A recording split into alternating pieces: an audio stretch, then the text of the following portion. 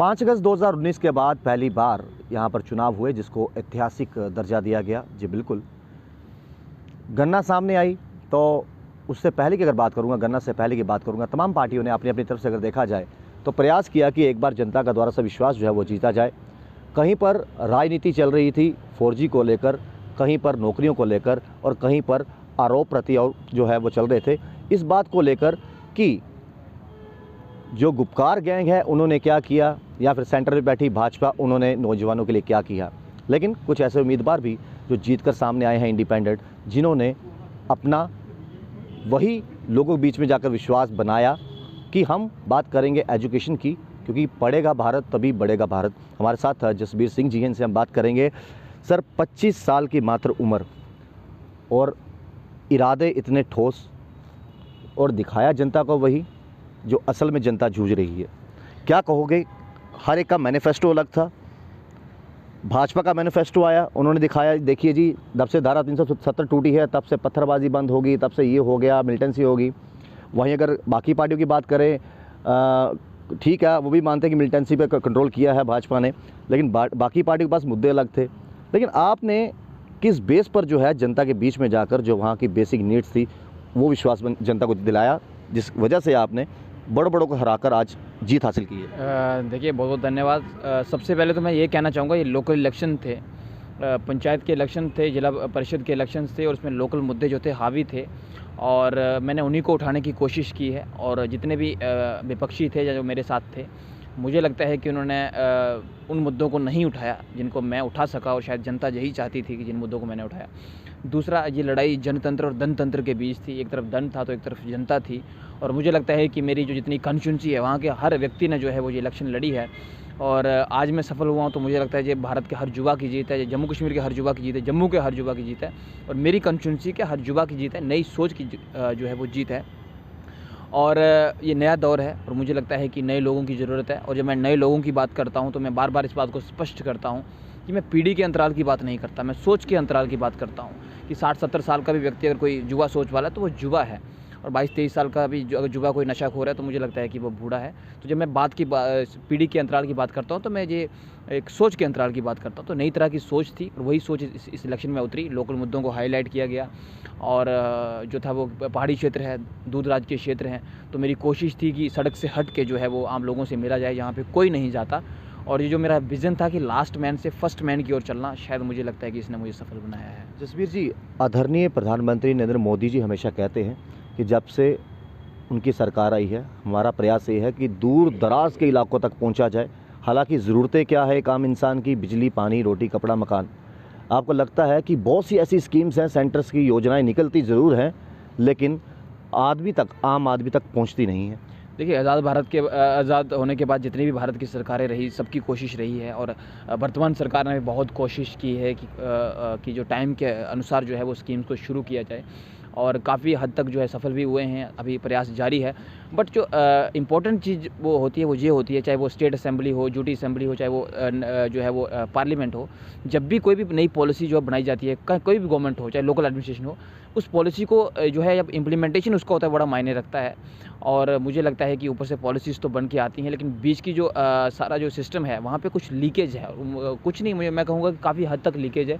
और शायद उसी की जो वजह है कि जो जितनी भी पॉलिसीज़ हैं ग्राउंड लेवल तक नहीं पहुँची हैं। और मुझे लगता है कि जो J&K में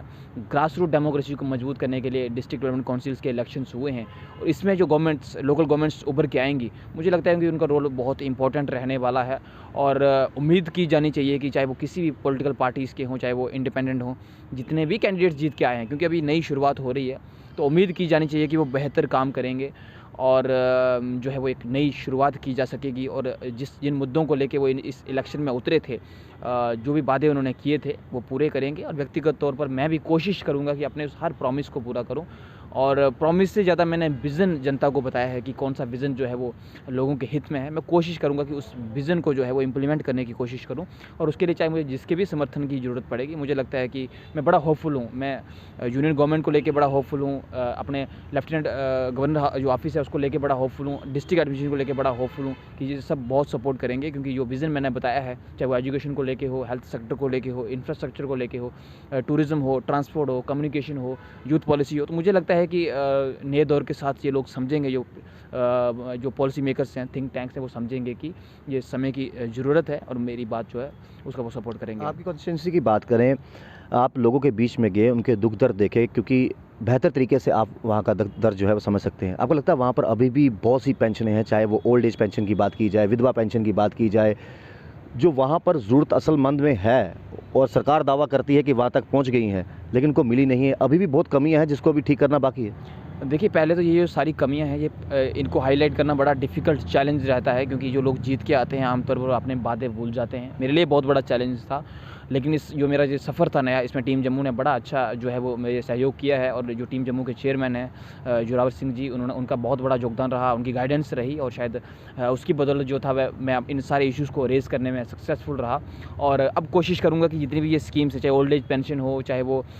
यूथ के वेलफेयर की बात हो, चाहे वो आम लोगों के वेलफेयर की बात हो, तो मैं कोशिश करूँगा कि इन सब मुद्दों को रेज़ करूँ। और रेज़ करने के बाद सिर्फ रेज़ करना मेरा मकसद नहीं है, मकसद ये है कि उसको टिल द एंड पॉइंट जो है उसको लेके जाना है, और फिर जो उसको कंप्लीट करना है, उस मुद्दे को हल करना है। तो मुझे लगता है कि इस पे मेरा मेन फोकस रहेगा। हमारे साथ टीम जम्मू के चेयरपर्सन जोरावर सिंह जी भी हैं। सर, अज डोगरी च गल करके तो लगता कि एक 25 साल के नौजवान के मुंडे ने सब कुछ सारे लाइए रखी उड़िया, या उन्हें इस 25 साल के नौजवान की मुंडे की थोड़ा लाइटली ले लिया कि हले नवा शोकरू है, कुत्थे जो खा बसे जनता ही दसे दिन या इन्ने साले दसदे आ रहे हैं, उस पर जनता विश्वास दिलाग। ये 25 साल का मुंडा कुत्थों जीती आई है? ये 25 साल 7 महीने का मुंडा नहीं जितया, ये उस इलाके दी हर माता भैन नौजवान पंचैरी मोंगरी का जितया। और जिसी अज तुस 25 साल 7 महीने की उम्र च दिखा दे हो, इस नौजवान ने 14 साल की उम्र च गए लोक सेवा जन सेवा अपने लैवल उपर। और वह एक बड़ा बड़ा कारण हा कि एक नौजवान जिहड़ा बिलो पॉवर्टी लाइन को उभरी उपर उठता है, जिंदी माता पिता एक साधारण किसान न, और इन्नी आजीविका इन्नी ज़्यादा भी नहीं है, किन्नी मुश्किलां इन्हें पहाड़ी इलाके च दिखिया, और उत्थों चलते चलते उधमपुरा तक पुजिए, जम्मू पुजिए, फिर दिल्ली जाइए राष्ट्रपति अवार्ड लैना NSS का, उसदे बाद साउथ कोरिया च इंडियन डेलीगेशन ही लीड करना, और 26 साल की उम्र च 13 बारी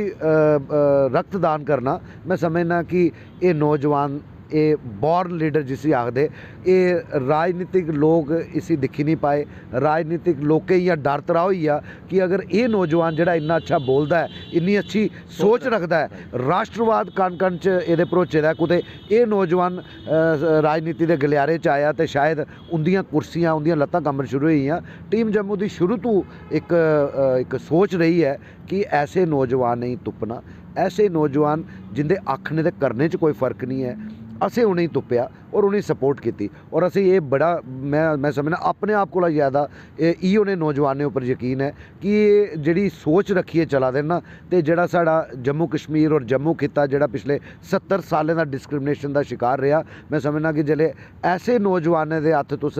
राजनीतिक बागडोर देगे हो तो वह दिन दूर नहीं है। तुसें करलाने की जरूरत नहीं पौनी भेदभाव होआ दा, तुसें करलाने की जरूरत नहीं पौनी कि महाराज ये नौकरी जिहड़ी है पैसे लिए चली या ये ਉਹਦੇ ਚਾਚੇ ਦਾ ਜਾਗ था। ਅਸੀਂ 100 के 110% यकीन है कि ईओ ने नौजवान जिंदी इन्नी अच्छी सोच, जिन्हें अपनी इलैक्शन दे विच कोई झूठे वादे नहीं किए, जिन्हें बगैर पैसे दे इलैक्शन लड़ी और जिन्हें हमेशा जनशक्ति के अपना आशीर्वाद मन्निया, तो मैं समझना कि आने वाले दिनों च नौजवान जसवीर जिहड़े न वो एक रोल मॉडल बन गए, ना सिर्फ अपनी DDC पंचैरी मोंगरी च बल्कि जम्मू कश्मीर और पूरे देश च एक इतिहास कायम कर गए कि कि'यां बगैर पैसे दे राजनीति हो सकती है, कि'यां तुस अपने इलाके की तरक्की कर सकते हो और कि'यां अपने इलाके गी आत्मनिर्भर बनाई सकते हो। कथनी ते करनी च फर्क नहीं होना चाहिए, बिल्कुल सही आख्या तुसें। अगर गल की जाए कंपेनिंग की, हर पार्टी ने अपने अपने तरीके ने कंपेनिंग की, कुछ ने कुछ पर कीचड़ उछा लिया, कुछ ने यह बोलिया इन्हें पहले के कर लिया, पुराने ने बोलिया नवे वाले ने के कर लिया। तो ये लगता जिले तुहे कंपेनिंग की तो ये खाली जनता जिस काम करने दुखी है उयो चीज़ की लिए नब्ज़ फड़ी तो उससे पर काम करने का वादा किया, ना कि हाँ जी जी अस आगे तो सड़क बनाई ओड़ गए रातों रात इधर दिखियो चमचमाई हो जानी। तो इो गल की जेड़े उधर के लोग सफ़र करा दे, जी किसी ने गल नहीं की, बाकी तो एक दूए पर आरोप प्रतिरोप चलाते रहे। तो लगता ये चीज़ जनता उधर की समझी तो जीत जी है वो निश्चित हुई। मैं समझना कि जिले एक नौजवान क्लास 1 च जाता तो करते करते 9वीं च जाता, 10वीं च वह बोर्ड का इम्तिहान आता है। तो पिछले 70 सालें च जेड़े भी उत्थे दे लोग रहे विद ड्यू रिस्पैक्ट पूरी इज्जत कन्नै उन्हें वादे बड़े किते लेकिन ज़मीनी स्तर उपर काम नहीं हो पाया। जिसले इस नौजवान ने जिहड़ा उत्थू दा गै उठिए अज भी पैदलों पैदली मैरिटोरीअस बच्चे फ्री गाइडेंस ते काउंसलिंग ते ट्यूशन पढ़ांदा है। और मैं समझना कि जिसले असें कैंपेनिंग की असें आख्या कि साड़ियाँ जिहड़ियां उत्थू दियां बच्चियां 12वीं के बाद 90 to 95% जिहड़ा कॉलेज नहीं होने कारण उनकी माता पिता उनकी ब्याह शादियां कराई उड़दे कितना अफसोस लगता है। एक बक्खी तुस बेटी पढ़ाओ बेटी बचाओ की गल करदे हो। मैं सारी पोलिटिकल पार्टीज़ की चैलेंज किया, बिल्कुल असें पर्सनल अटैक कुसै उपर नहीं किया। ईवन जिहड़े जसवीर हुंदे कन्नै बाकी उम्मीदवार भी खड़ोते रहे, असें कोई गल नहीं की। असें अपनी गल अपनी सोच और अपनी अप्रोच की गल की कि साड़ा प्रयास रोग कि इत्थों की बच्ची हुण शिक्षा दे वो साधन नहीं होने कारण वह इयां मजबूरी च ब्याह नहीं होग। इत्थे हैल्थ इंफ्रास्ट्रक्चर जिहड़ा वो मजबूत होग। और तुस देखो कि हैडकुआटर दे विच 5 बैडिड हॉस्पिटल जिहदी आबादी 50,000 है। इसका मतलब उत्थों के जिहड़े राजनेता है चाहे जित्ते दे चाहे हारे दे उन्हें कुछ नहीं किया। अज जिसले असें गल्लां कीतियां ते लोकें गी लग्गिया कि साढ़े अगे पिछे तो है कख नहीं है। अज जिहड़ी पंचैरी मोंगरी दी अस गल करने वो सड़कें उपर आइए कैंपेन करा दे ते साढ़े नौजवान और इंदे कन्नै जिन्ने पंचैरी मोंगरी दे नौजवान है फाके रहिए पहाड़ों पहाड़ असल आबादी तो प्हाड़ें च है। यानी कि उत्थे असें खंबे लब्भे लेकिन तारां नहीं लब्भियां। तुस सोची सकते हो कि अज दी भी 21वीं सदी दे विच जिथे अस आखने हर घर च नलका होग हर घर च बिजली होग हर ग्रां च स्कूल होग ते 70-75 सालें दे बाद भी खंबे ते पुज्जे लेकिन तारां नहीं पुज्जियां। स्कूल कुते है तो जिथे है उत्थे टीचर नहीं है तो जिथे कुते टीचर की पोस्टिंग है तो उत्थे लैंटर डिगे दा। टीम जम्मू का हमेशा प्रयास रहा कि युवा की नशे को बचाया जाए, एक ऐसी जगह वह भविष्य जोड़ा मोड़िया जाए जिथे वो अपना अंधकार नहीं लभे नशे च जिया बंदे करते हैं। और हमेशा तो बड़े बड़े कोशिश किए कैंप लगाए अवेयरनेस कैंप की खेलने पासे भी बढ़ावा दिता। तो ये लगता कि अगर खास तौर पंचैरी की गल की जाए उत्थे भी तुहाड़ी टीम जम्मू की मुहिम कंटिन्यू चला दी है। तो दूजी गल खास तौर पर तो एजुकेशन की गल की उधर दे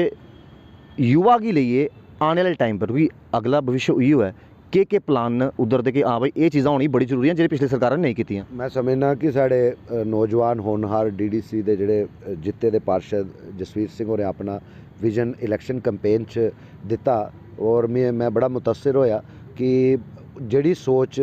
असें 2014 च शुरू की ये नौजवान फॉलो करा दे चाहे अपने उस टाइम हायर सकैंडरी च या कॉलेज च पुजे इन्हें उहे सोच ही अपना एक विजन डॉक्यूमेंट करिए तैयार किया। जिहड़ी मैं गल करा दा कि जसवीर होरें गै गल आखी कि मेरी प्रायोरिटी जिहड़ी है वो एजुकेशनल इंफ्रास्ट्रक्चर ही अपग्रेड करने की होग। और इनकी पहली जद्दोजहद के शुरू इस गल्ला उपर होनी कि पंचैरी ते मोंगरी जिहड़ियां 2 इलाके न और बहुत बड़ी आबादी है उत्थे एक नहीं 2-2 कॉलेज लैने और लाइए दसगे छड़ी गल नहीं करगे ये असें कुछ भी करना पौग। पहली तो साड़ी प्रायोरिटी है कि अस बड़ा कन्विंस करगे गौरमेंट ही कि अगर तुस गए चाहे जेड़े चेयर उपर बैठे दे जिहड़ी मर्जी पोस्ट उपर असें उन्हें इक्को सवाल पूछना है कि अगर तुस इस इलाके दे होंदे तो तुंदे बच्चे इत्थे पढ़दे न ते कॉलेज की वजह कन्नै वो नहीं पढ़ी पागन तो दसो के असें उनके दिलों के दरवाजे खड़काइए तो उन्हें इंसानी तरीके कन्नै पूछना। और असें उम्मीद है जिस तरीके कन्नै साढ़े नौजवान जसवीर सिंह और ना सिर्फ बोलते हैं लेकिन अगले आले कन्विंस करी ओड़दे न वो दिन दूर नहीं हो कि कम से कम एजुकेशन इंफ्रास्ट्रक्चर और प्लस ये भी कोई दो राय नहीं है कि उन पहाड़ों च जिसले अस जागते ही पैदल जिथे असें ही पुजदे 3-3 4-4 घंटे लगते वो जागत मिनटें सकेंटें घंटे च उपर पुज्जा दे तो सोचो कि फिजिकली किन्ने फिट होने। अगर अस उन्हें स्पोर्ट्स एक्टिविटीज़ च पाचै कबड्डी च पाचै हैंडबॉल च पाचै वॉलीबॉल च पाचै कुसै अगर उत्थे बर्फ पौंदी है तो इंडोर एक्टिविटीज़ पाचै वो दिन दूर नहीं होग कि वो ना सिर्फ जम्मू कश्मीर बल्कि नैशनल तो इंटरनैशनल लैवल उपर मैडल ले सकते हैं प्रोवाइडिड उए नेहा इंफ्रास्ट्रक्चर असीं क्रिएट करना पौना। प्रोवाइडिड अज तक किसी ने गल ही नहीं की अज तक गल की कि ये मेरी ट्रांसफर ये मेरा चाचा ये मेरा भतरीजा ये मेरी भैन वो चीज़ नहीं इत्थे होनी है। उन डिजर्विंग जिहड़ा उहे लब्भग। मैं समझना कि जिहड़ा नौजवान अज KS अफसर या IAS की कुर्सी उपर बेही सकदा और उहदे च इन्नी काबलियत ते कैपेसिटी है अज अगर लोकें दे आखने उपर अपने लोकें दे आखने उपर उन्हें राजनीति च कदम जिहड़ा अगे किया है और जित्ती है एक बड़ी बड़ी जित हासिल की है ये पूरे जम्मू कश्मीर के नौजवानों की जित है। पंचैरी मोगरी दे हर उस इंसान की जित है जिहड़ा एक राष्ट्रवाद ही प्रमोट करता है। मैं समझना कि वो दिन दूर नहीं है जिसले ईओ ने नौजवान नौकरियां वास्ते अपलाई नहीं करगन सड़कें उपर डिस्क्रिमिनेशन ਦੇ ਖਿਲਾਫ ਨਾਰੇ ਨਹੀਂ ਲਾਗਣ ਬਲਕਿ ਡਿਜ਼ਰਵਿੰਗ ਹੀ ਨੌਕਰੀ ਦੇਣ। ਇਹ ਟੀਮ ਜੰਮੂ ਦੀ ਉਮੀਦ ਜਸਵੀਰ ਜੀ और ईओ ने कई नौजवान ਜਿਹੜੇ आ समझने कि आने वाले टाइम च अस उन्हें प्रेरित करगे कि यार राजनेताएं गंदा नहीं आखो, तो अगर वाकई इस राजनीतिक गलियारे साफ करना है तो तुसीं आपू भी ये छलांग मारनी पऊगी और आस तुंदे कन्नै कंधे कन्नै कंधा बनाइए खड़ोगे। जसवीर जी एक आखिरी सवाल, सिर्फ आखिरी सवाल तुहाडे कन्नै, बड़ी खूबसूरत जगह पंचैरी की गल की जाए तो क्या लगता है कि पिछली सरकारां ने उत्थे चाहते तो बड़ा कुछ बनाई सकते हैं कि बाहरों टूरिस्ट आन स्पैशल उत्थे रुकन, जियां पत्नीटाप हिल स्टेशन है, जियां बाकी जगह लोग जाते हैं, इधर भी आने वाले समय च इस ओर थोड़ा प्रयास रहेगा? सर टूरिज्म इंडस्ट्री जी है वो मेरी प्रायोरिटी उपर रहनी है कि जे मैं पूरी तरह अवगत है इस गल करना है कि टूरिज्म जो है पूरी जम्मू कश्मीर की इकोनॉमी जी है बैकबोन है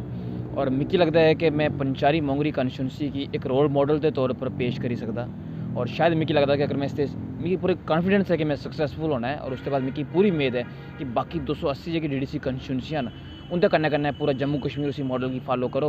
और चाहे वो टूरिज्म कॉरीडोर की गल हो, चाहे वो बेसिक इंफ्रास्ट्रक्चर की गल हो जिसके कन्नै टूरिज्म की बढ़ावा मिलता है, चाहे वो रिलीजियस टूरिज्म हो चाहे वो बाकी किसी भी तरीके का टूरिज्म हो। मेरी कोशिश रहनी है कि मेरा मेन फोकस उसके उपर रहे और मिगी पूरी उम्मीद है कि एक दिन उसकी वजह कन्नै केह्ड़ा होना कि जी रूरल इकोनॉमी है उसने सेल्फ सफिशिएंट बनना है, उसने सरप्लस बनना है और पंचारी मोंगरी ने जो उधमपुर की इकोनॉमी की बूस्ट करना है और उधमपुर ने जो पूरे JNK की इकोनॉमी की बूस्ट करना है। बहुत बहुत शुक्रिया तो कीमती समय वास्ते ते असें गलबात भी की, खास तौर अगर देखा जाए 25 साल का नौजवान उन्हें बड़े बड़े ही भड़कानी भी दी और खैर उन्हें उयो गल की जी उधर की जरूरत की चीज़ां ही उन्हें ये नहीं बोलिया जी देखो जी अस जित्ती आगे तो 4G चलाई उड़गे, अस जित्ती आगे तो नौकरियां दे उड़गे, अस सड़कां दे उड़गे, अस ये दे उड़गे, अस वो दे उड़गे। जनता ने विश्वास अगर इस 25 साल के नौजवान पर देता है तो उयो जो चीज़ां है उत्थे जनता कन्नै वादे करी हैं ये पूरा भी करगे। जुड़े वॉइसेस करने श्याम जी कन्नै राहुल खत्री वॉइसेस वास्ते।